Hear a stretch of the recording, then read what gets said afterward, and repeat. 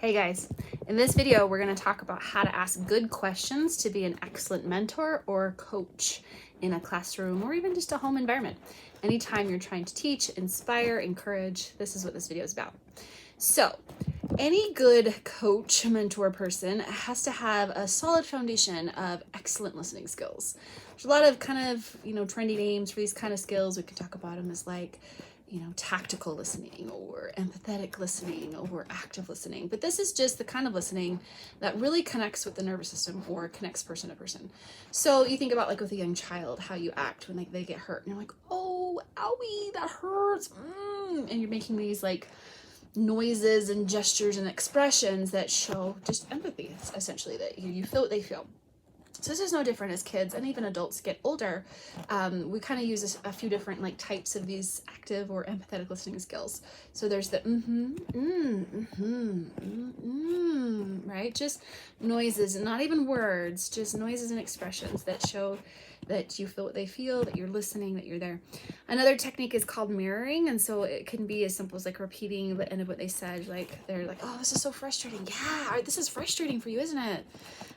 Or oh shoot, that hurts, owie. You're just mirroring what's going on, which is kind of similar or at least related to labeling. So with labeling, you're kind of putting into words what they haven't yet. And so they might explain to you this whole story about how this thing was so frustrating, and you're like, just, oh, that was frustrating, right? They're not telling you that's what it was, but they're, well, and then this happened and this happened.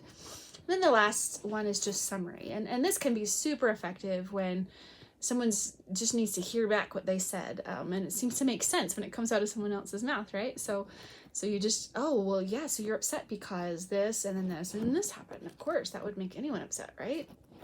And they're like, that's right. And that's kind of the approach you're going for to help them feel like you are there, you are listening, you're connected to them. Once you've got that down, it's really about the kind of questions, which is what the topic of this video is, how to ask mostly what we call open questions.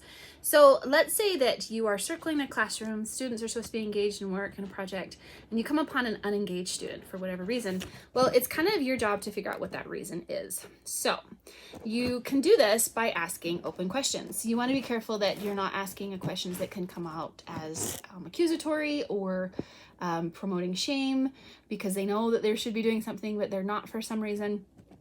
And so a good example of this is, let's say maybe you kind of are guessing that the student doesn't know what to do or they're confused, and so you kind of step in and like, so what's going on? And they're like, well, I don't know what to do. I'm like, well, you're supposed to do this, and you explain it.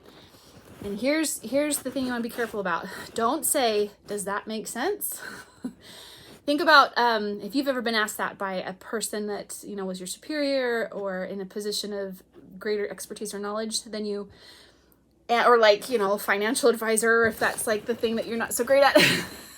And there's like, does that make sense? Explain like compound interest. I'm like, yeah, totally got it.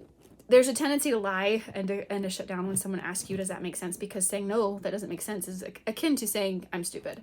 And so be careful of those kinds of questions.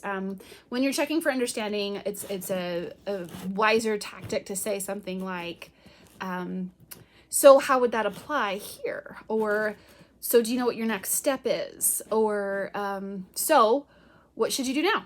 Right? And just go straight to the actual check for understanding rather than the verbal them checking you.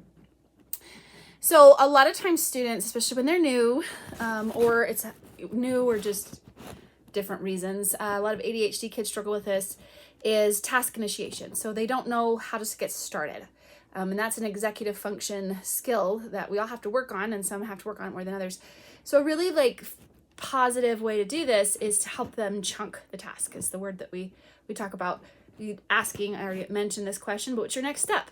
Or they say, I don't know what to do. I'm like, well, what do you know? Can you start with what you know? It's one of my favorite phrases. My kids all kind of maybe roll their eyes when I say, well, start with what you know. What do you know? Where can you start?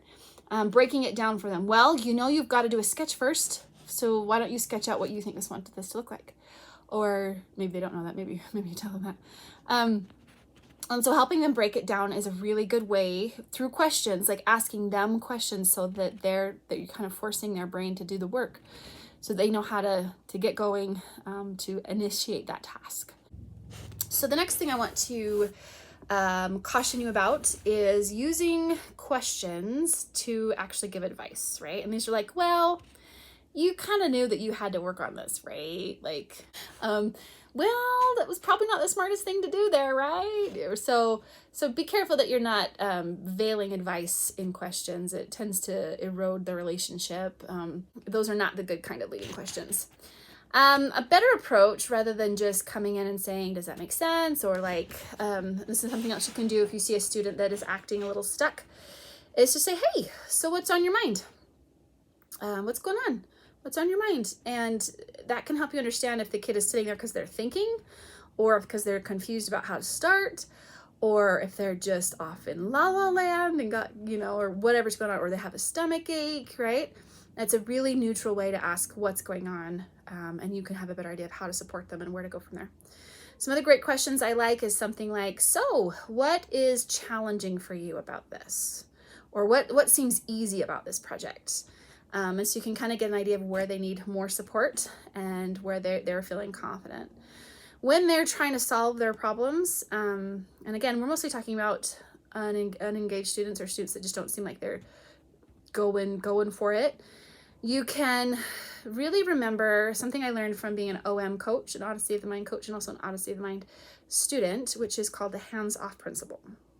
In Odyssey of the Mind, you aren't allowed to have what we call outside assistant. The solutions have to be entirely the students or the team. So you can't get a great idea from your parent. You can't have a parent or teacher or even another student, that is not your teammate, give you an idea to solve your problem. And problem is like the project, right? And so it's actually really difficult it was difficult to learn this skill of staying out and not solving their problems. Instead, we got really good at coming up with anchor questions to help them generate their own solutions. So think about basketball. Not that I played much, I did a little bit of junior jazz, but in order to sink a basket, you don't really aim for the rim, right? You aim for the backboard.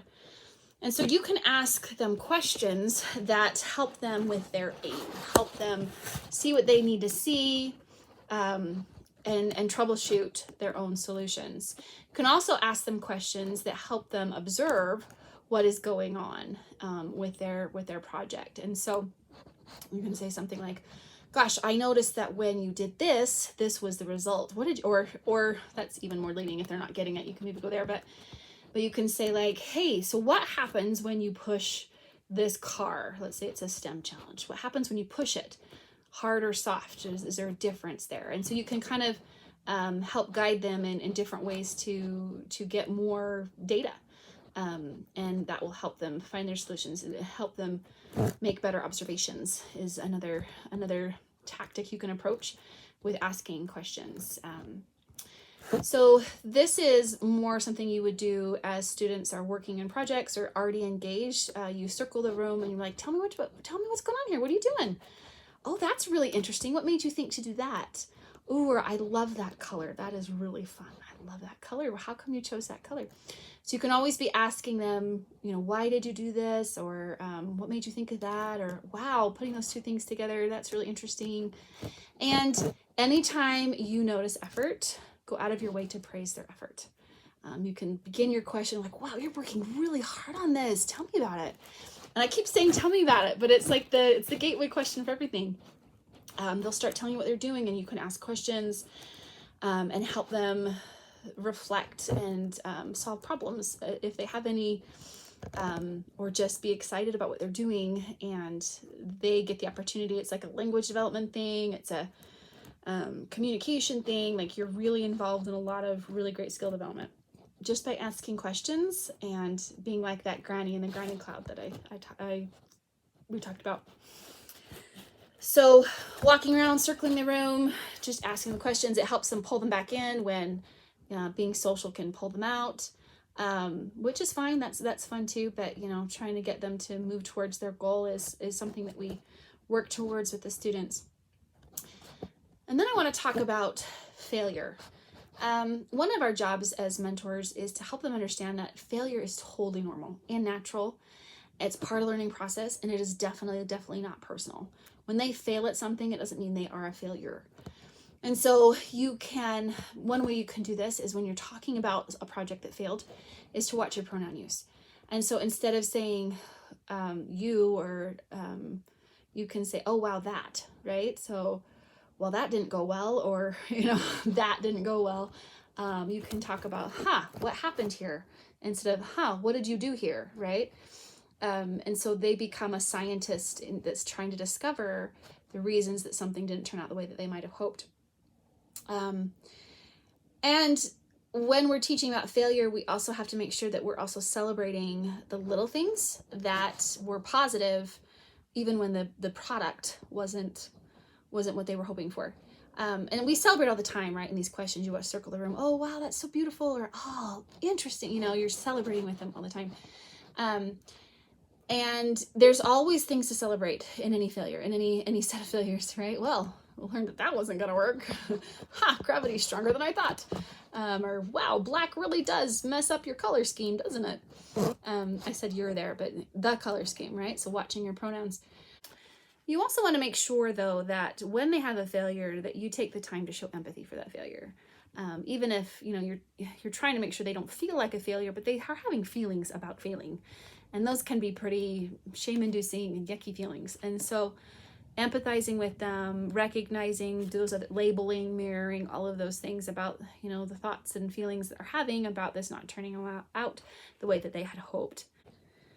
The questions for failure are the same kind of questions that we ask when they're succeeding, when they're busy at work, when they're problem solving. They're the troubleshooting open questions that you ask. Well, why do you think it's doing this? Or, oh, what happened there? It's the questions that help them observe. Well, what happens when ... And I want to caution you about being careful with why questions. Why questions can feel personal sometimes, depending how you phrase them. So if you can phrase a question with a how or what or when, you're going to probably be better off, because those tend to cause more reflection than, well, why did it turn out this way, right? Then they're like, I don't know, what did I do wrong, right? And why questions can sometimes feel overwhelming. They don't know why, they're trying to figure it out. So you could say, what are some possible reasons that this happened? Let's come up with some ideas. Let's get curious. And then there's two more things I want to mention. All of these questions can apply to projects, but also to social situations. And so at Knox, we tend to have a number of asynchronously developed kids that are really smart but socially struggle, or have ADHD or other neurodiversity that makes them feel different than others, or they just haven't had, this kind of socializing where they have to work in a project with a group for a long time, and they can't just do it the way they want to do it, right? They can't just be in charge and not be told, not have to listen to their partners or their group mates. And so you can apply all of these questions socially as well. So if someone's like frustrated that it doesn't seem like anyone's listening to them, right? Or that their ideas aren't being listened to, right? You can approach this the same way. Like, well, what are some reasons they're not listening to you? Or possible reasons? Could it be that you're not listening to them? I mean, I'm leading a little bit here, but you can ask them to reflect on their own behavior. You can empathize with them with how frustrating that is.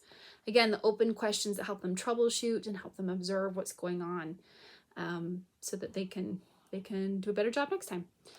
And then there's a really fun trick. We use this with teenagers. It's called the wait. I got this from Seth Perler.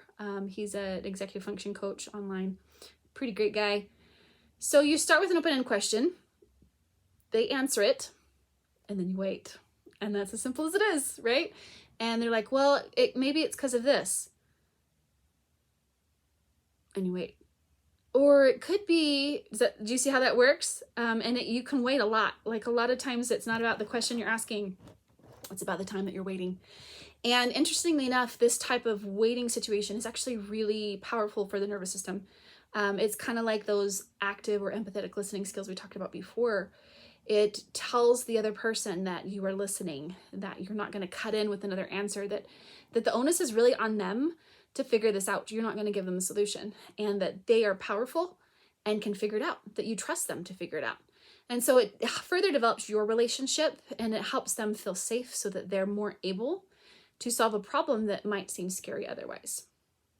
The final thing I want you to remember is, especially with failure or with a frustrating day, to try to end on the positive.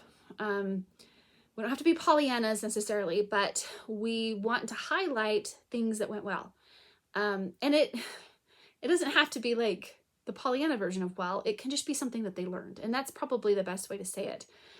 If a person can be like, well, what was the most useful thing that you learned from this experience? Or what was the thing you wouldn't do again? Or that's maybe a little more negative focus, but anything that you can do to help them kind of mine the positives or the gold or the worthwhile things out of their experience, whether it was a failure or success or a social disaster or whatever it is, that helps the brain kind of store it in a learning space instead of a traumatic place, if that makes sense.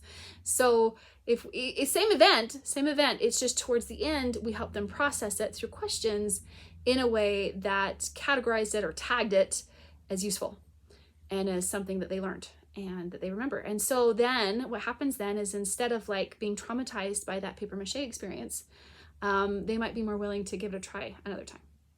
So that's all I have. I appreciate you putting up with my super shaky video and my weird angle. I'm in my husband's office trying to get this stupid thing done while the kids are not here and quiet. The lighting's terrible and I can't find my tripod. But thank you for listening. Hopefully that was clear enough and succinct enough. We can talk about more examples of these principles if you'd like when we meet together. So hopefully you took notes of anything that was confusing or not clear enough. Talk to you later. Bye.